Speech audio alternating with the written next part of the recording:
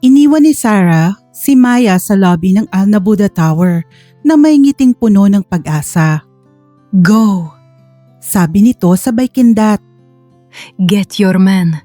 And don't let him go this time. Huminga ng malalim si Maya. Ramdam niya ang panginginig ng tuhod niya habang naglalakad papunta sa elevator. Ito na yun. The moment of truth.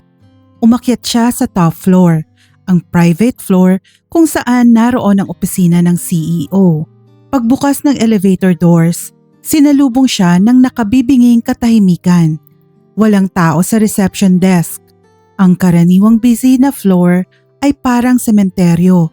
Narinig ni Maya ang boses ni Leila, ang executive assistant ni Tariq, nakausap ang isang executive sa telepono sa kabilang kwarto. I am sorry, Mr. Rashid, but Sir Tariq is cancelling all appointments today. Stress na sabi ni Leila. Halatang pagod na sa kakapaliwanag. Yes, I know the contract signing is urgent, but he is indisposed. He is not accepting visitors. Please understand. Napalunok si Maya. Indisposed. Ibig sabihin, hindi okay si Tariq at alam niyang siya ang dahilan. Dumiretso siya sa malaking double doors ng opisina ni Tariq. Kumatok siya ng mahina. Pero walang sumagot. Sinubukan niyang pihitin ang seradura.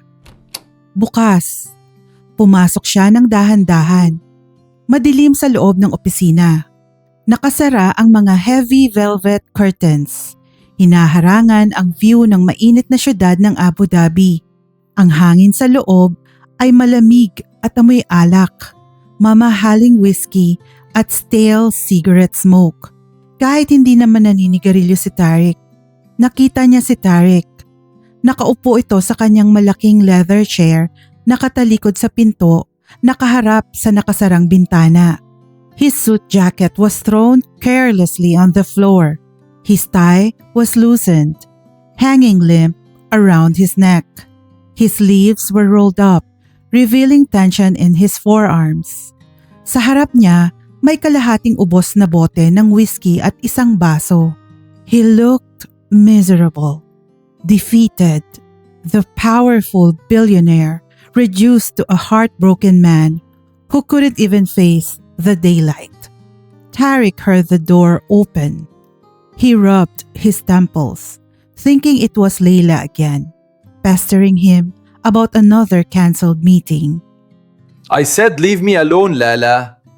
Tariq growled, his voice hoarse. He took a sip of the drink, the liquid burning his throat but failing to numb the pain in his chest. He was looking at his phone. Sa screen, nakabukas ang gallery. Isang litrato ni Maya. Isang stolen shot na kinuha niya nung nasa Corniche sila. Nakatawa ito habang kumakain ng ice cream. Messy hair, walang makeup, pure happiness. Tariq? Natigilan si Tariq. The glass froze halfway to his lips.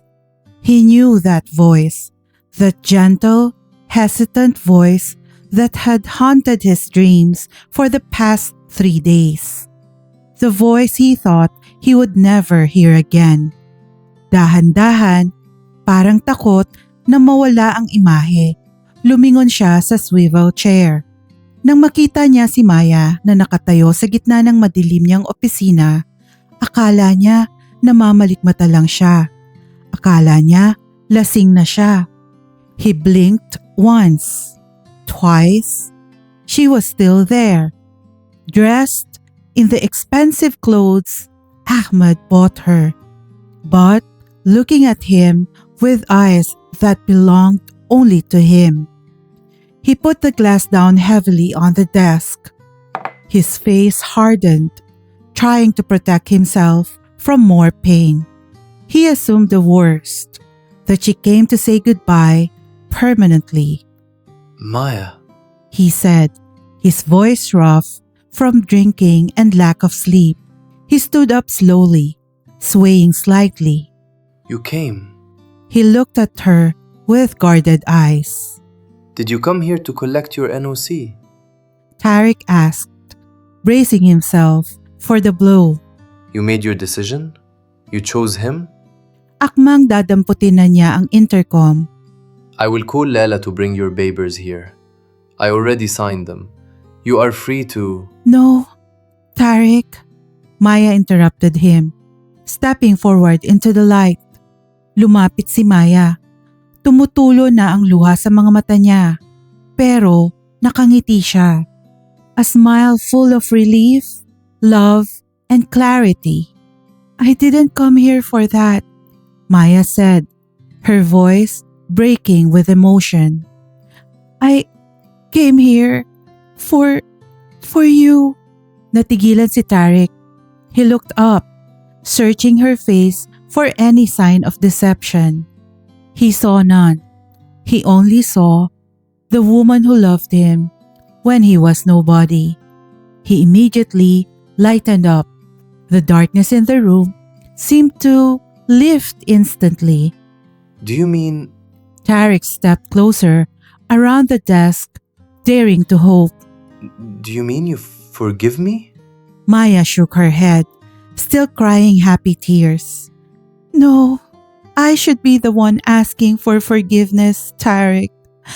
I was a fool. I get blinded by my pride. I let the rumors get to me. Hinawakan niya ang kamay ni Tariq. Ang init ng palad nito ay pamilyar. Home. But thanks to Sarah, now I know everything. I know you saved my mother. I know you respected me even when I pushed you away. And I don't care anymore how we met. Agency, contract, receipt, burn it all. Tinitigan niya si Tariq sa mata, pouring her love into her gaze. All I care about now is you. Us. Then, Maya placed one hand gently over her flat stomach. She rubbed it softly.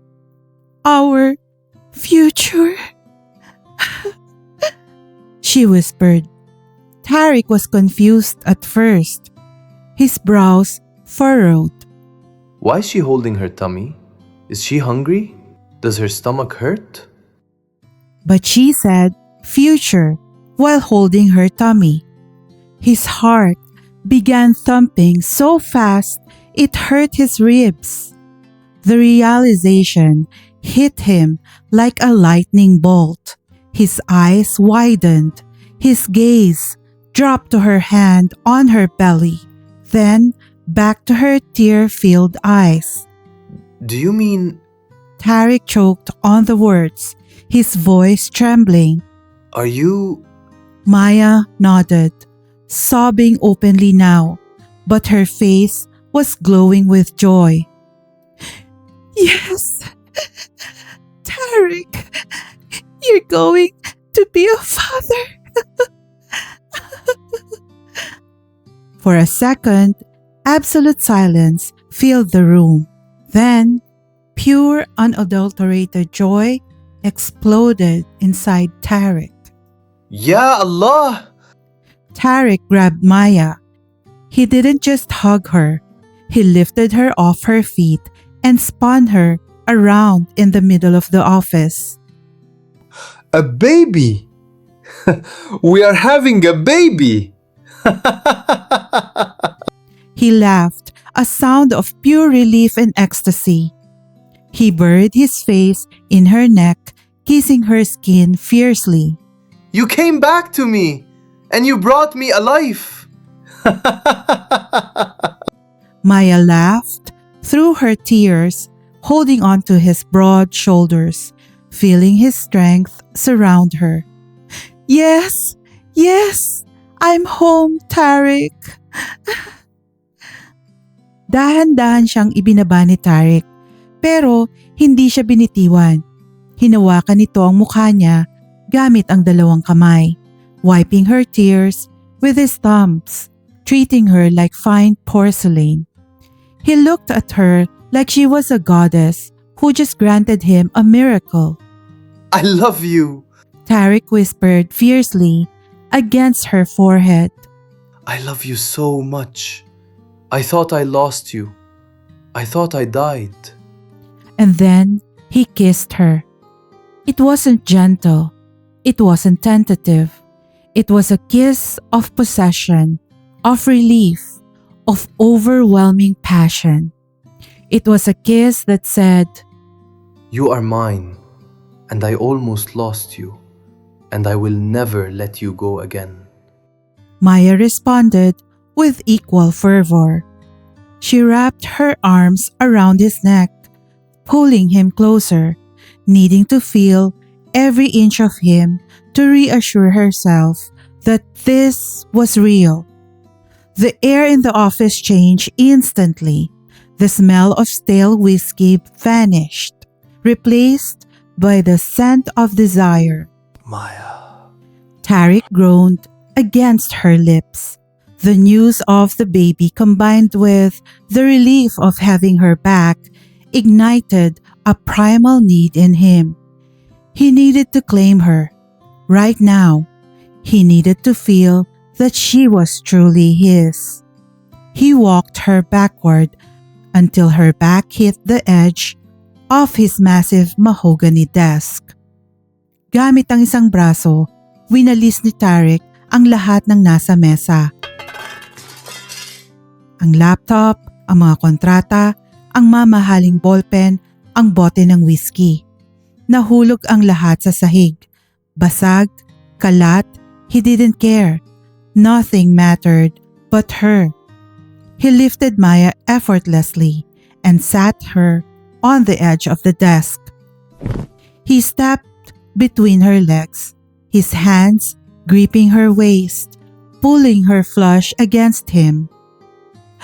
Tariq, here? Maya gasped, breathless, looking at the door. The staff! Leila! The door is soundproof.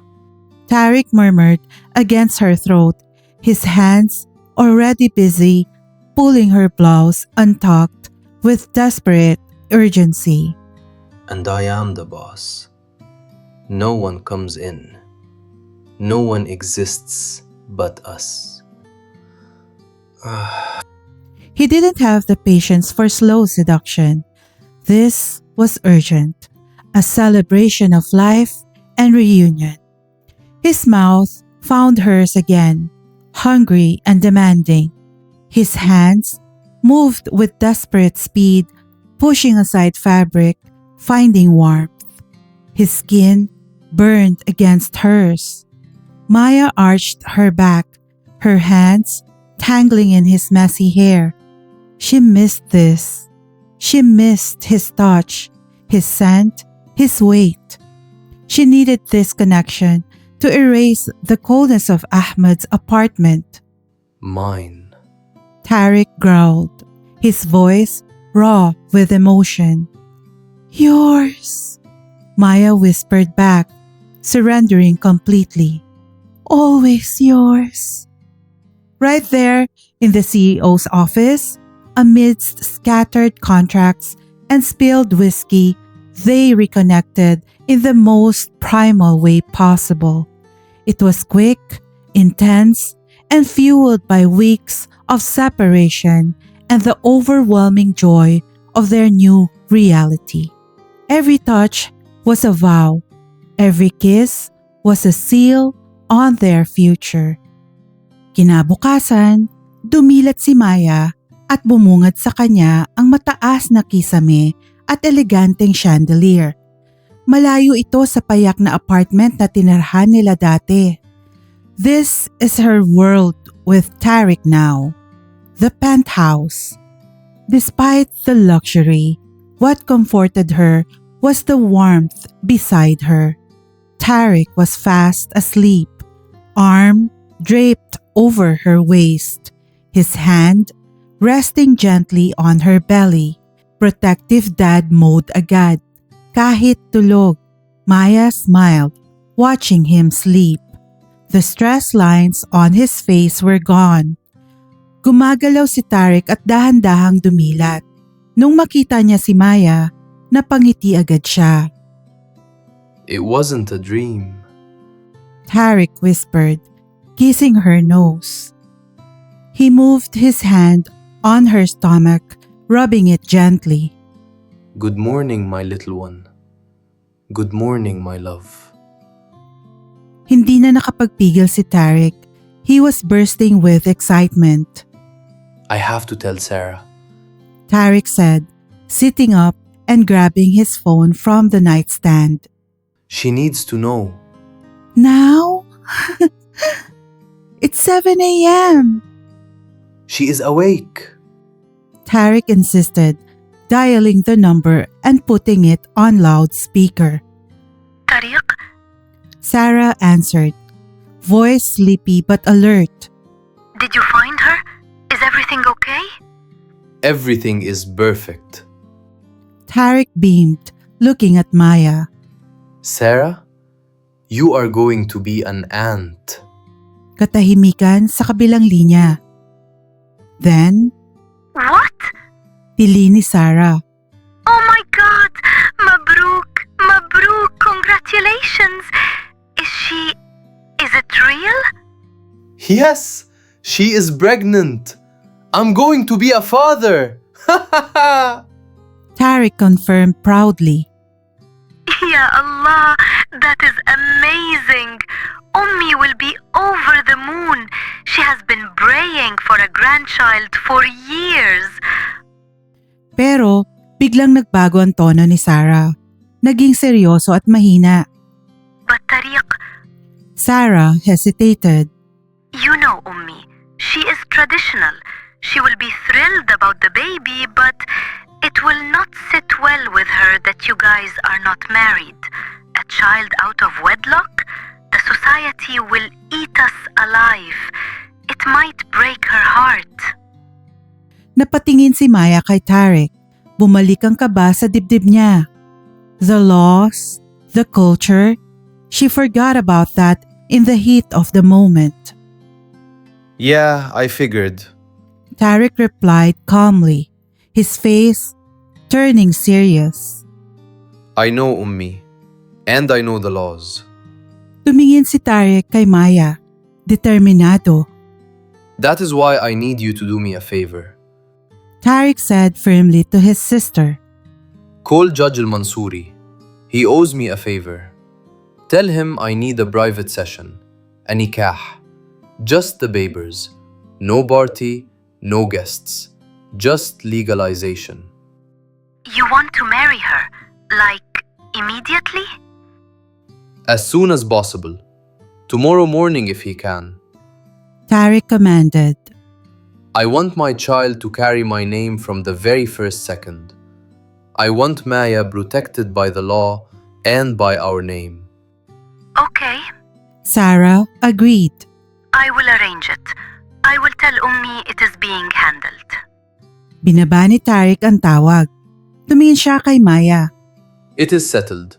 The legal team will handle the babers. Ngumiti si Maya, pero sa loob-loob niya, may kumirot. Just the papers. No party, no guests. Parang transaksyon ulit. Dati, binili siya sa agency. Ngayon, papakasalan siya para sa legality, para sa bata. Does he want to marry me because he loves me? Or just because he has to? Gusto niyang umiyak pero pinigilan niya. No, Maya. Saway niya sa sarili. Stop being negative. Don't ruin this. He loves you. He saved your mother. He searched for you. Just trust him. Trust the love he has for you. Maya smiled softly, touching his hand. Thank you for protecting us. Tarek kissed her palm. Always. Masaya ang atmosphere, pero may isa pang kailangang ayusin si Maya. A loose end. Habang nag-aalmusal sila, na si Tarek ang nagluto dahil bawal na mapagod ang buntis, nagpaalam si Maya. Tarek, She started softly. I need to go to Ahmad's office today. Huminto si Tariq sa pag-inom ng kape. Dumilim ang mukha niya agad. The mention of Ahmad's name brought the tension back. Why? He asked sharply. To resign properly, paliwanag ni Maya. I just left my bag there and disappeared yesterday. It's unprofessional. I need to get my things, my ID, and tell him formally that I am quitting. No. Mabilis na sagot ni Tariq. He put his cup down. You are not going near that man. He is a snake. I will send a driver to pick up your things. I will send a lawyer to handle your resignation. You stay here. Tariq, please. Hawak ni Maya sa kamay niya. I need to do this myself. For my own peace of mind. I walked into that golden cage on my own. I want to walk out of it in my own terms. I want closure. Nag-isip si Tariq. Ayaw niya. The instinct to lock her away and keep her safe was strong. Lalo na ngayong buntis si Maya at mag-aasawa na sila. Pero alam niyang importante ito sa pride ni Maya. Fine. Tariq agreed reluctantly, his jaw tight. But on one condition. What is it? I drive you. And I wait for you in the ground floor lobby. If you are not down in 20 minutes, I am coming up. Ngumiti si Maya at hinalikan siya sa pisngi. Deal, my overprotective Arbab. Tanghali, nasa lobby na ng Al-Fayed Group building si Tariq. Nakaupo siya sa waiting area. Suot ang kanyang dark sunglasses. Ang mga tao ay napapatingin sa kanya. Tariq Al-Nabuda, sitting in a lobby, waiting like a driver? It was unheard of. Pero hindi siya mapakali. Tinitignan niya ang mamahaling relo bawat minuto. 10 minutes. Umiinom siya ng kape pero wala itong lasa. Ang kaba sa dibdib niya ay lumalaki. Parang may bumubulong sa kanya. Something is wrong. 15 minutes. Tumayo na si Tariq. Hindi na siya makapaghintay ng 20 minutes. Ahmad has a reputation for being slimy. Why did he agree to let her go up alone? Naglakad siya papunta sa elevator. Security tried to stop him. Sir, do you have an appointment? Tariq removed his sunglasses and glared at the guard. Do you know who I am? The guard froze. Sir Tariq. Sorry, sir. Go ahead. Samantala, sa 30th floor, pumasok si Maya sa opisina ni Ahmad para kunin ang gamit niya. Akala niya magiging mabilis lang. Isang formal goodbye at alis na. Pero nang makita siya ni Ahmad, iba ang tingin nito. Lasing na naman ito kahit tanghali. Sinara nito ang pinto at nilock. Leaving so soon. Ahmad smirked, loosening his tie. After all I did for you, the apartment, the job. Sir Ahmad, I just came for my bag. I'm resigning effective immediately, sabi ni Maya, trying to stay calm but moving towards the door. Resigning to go back to Tariq? Ahmad laughed bitterly, stepping closer. You prefer used goods over me. Come on, Maya. Let me show you what a real man is. Let me show you what you missed. He cornered her against the filing cabinets. He grabbed her arm painfully. Let me go! Sigaw ni Maya, panic rising in her chest. Don't touch me! I'm pregnant! She hoped that would stop him. She hoped Decency would kick in, but it made it worse. It fueled his perversion. Pregnant? Ahmad's eyes widened maliciously. By him? Oh, that's even better. Let me have a taste of Tariq's property while it's ripe. He pushed her against the wall hard. Maya gasped in pain. He tried to kiss her forcefully, his breath smelling of alcohol. His hands were groping her, trying to lift her skirt, disregarding her tears. "No! Tariq! Help!" Sigaw ni Maya. Lumalaban. Tinutulak si Ahmad, shielding her stomach with her other hand.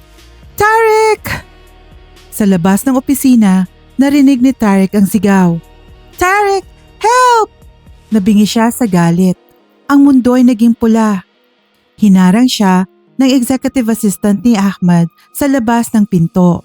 Sir Tariq, you cannot go in. Sir Ahmad is in a private meet. Hindi na nagsalita si Tariq. He shoved the executive assistant aside with one arm so hard she fell onto a chair. No! Dumiretso siya sa pinto.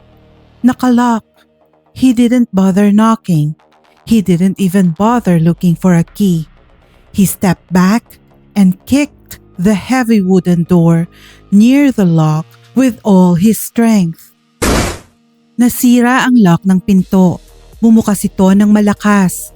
Ang nakita niya sa loob ay nagpadilim ng paningin niya. Parang sinindihan ng apoy ang dugo niya. Si Ahmad nakadagan kay Maya sa pader. Hawak ang mga kamay nito sa itaas habang pilit na hinahalikan ang leeg nito. Umiiyak si Maya, nagpupumiglas, trying to knee him.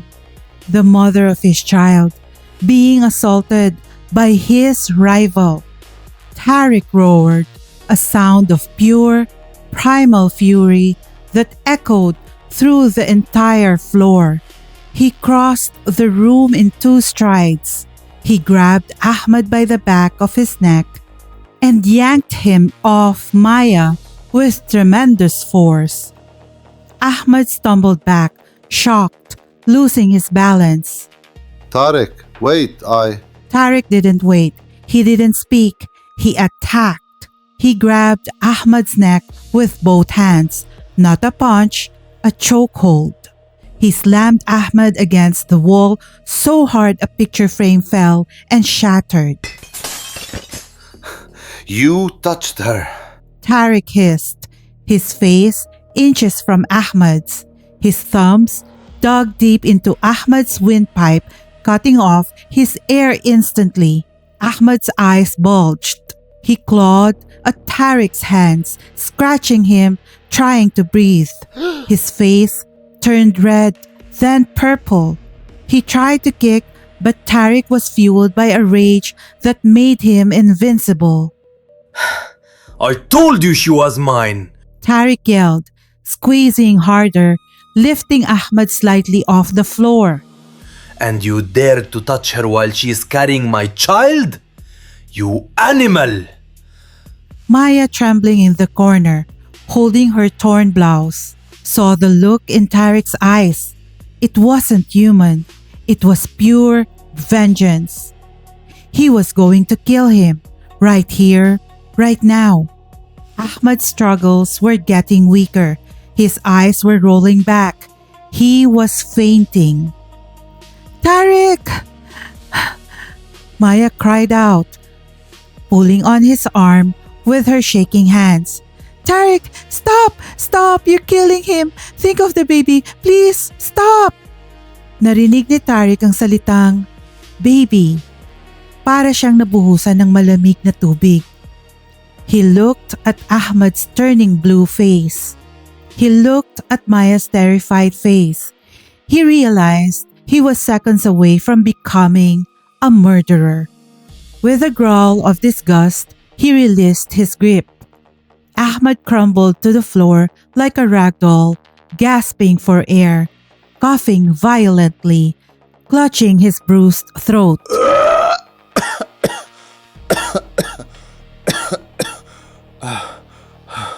He curled into a fetal position, terrified.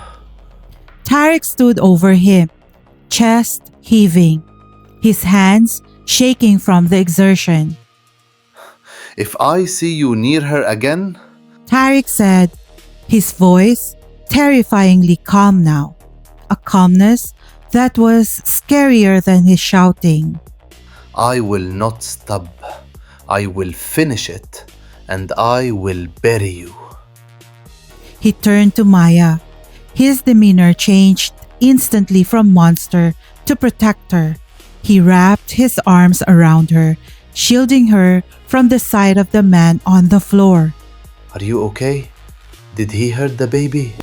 Tarek asked, frantically, checking her face, her arms. I'm okay. Maya sobbed, burying her face in his chest, smelling his scent, feeling safe. I'm okay. Let's get out of here, please. Tarek glared at Ahmad one last time. Then, he guided Maya out of the office, stepping over the gasping billionaire like he was trash on the sidewalk. They walked out of the building, heads held high, leaving the golden cage and its snake behind forever. Hello kabayan! Maraming salamat sa pagsubaybay sa Kwentong Pag-ibig True Stories channel. Sana nagustuhan nyo itong chapter ng kwentong ito. Para ma-notify ka kapag na-publish na ang susunod na chapter, please subscribe and hit the notification bell para lagi kang updated sa talaga namang kaabang-abang na mga kwentong pag-ibig. Salamat ulit at hanggang sa muli!